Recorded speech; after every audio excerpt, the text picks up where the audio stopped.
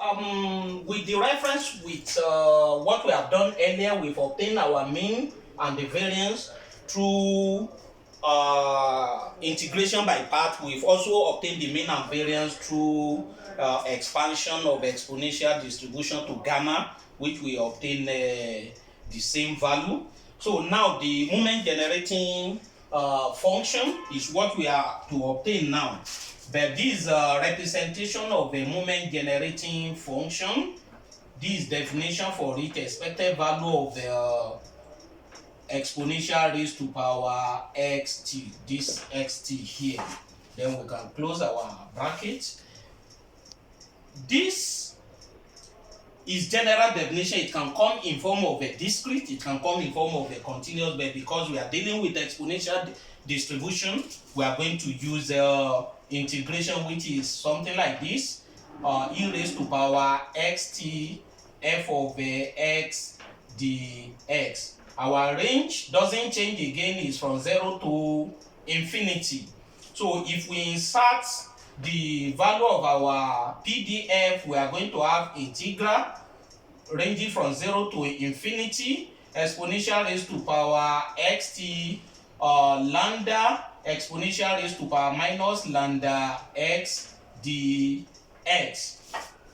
If we look at this very well, we can actually bring our lambda out as a constant parameter. There we are going to have lambda integral of exponential raised to power xt exponential raised to power minus lambda x dx. According to the law of indices, there we have exponential here. We can actually add them together.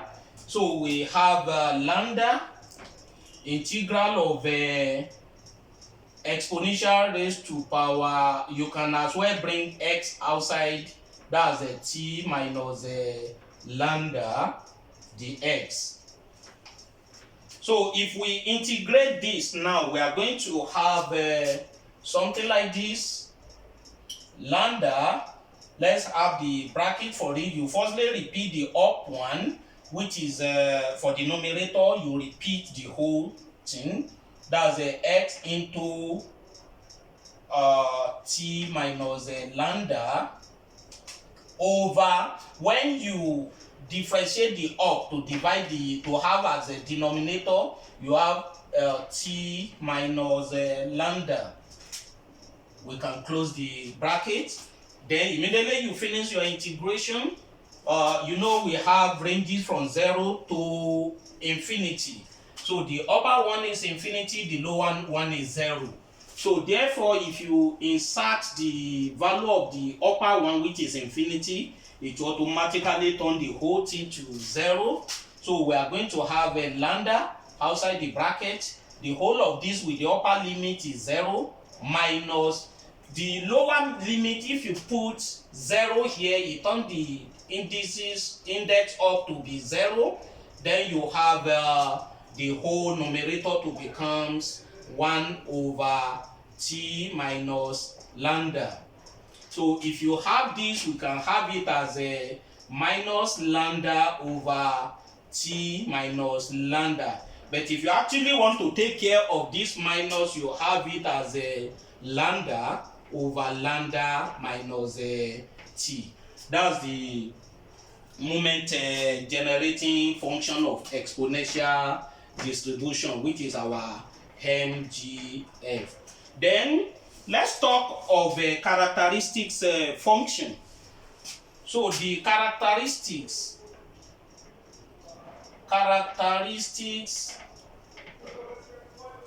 function,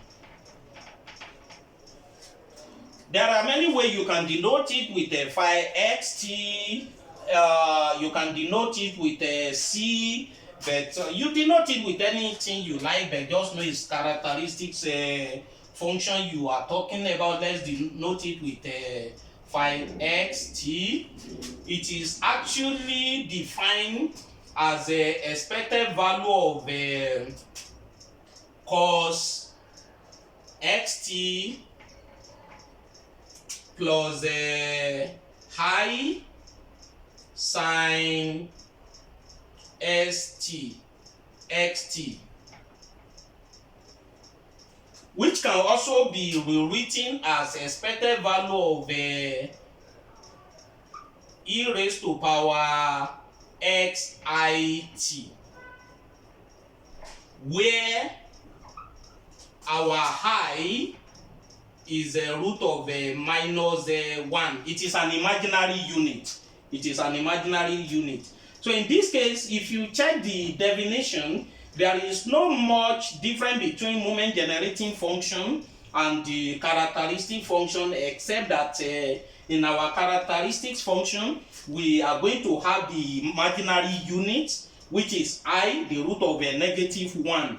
So therefore, anywhere you come across the t, you can introduce the imaginary function minus 1. So now that we have gotten our moment generating function to be equal to lambda over lambda minus t, the only thing you have to do is just to put I at the back of t. It becomes characteristic function.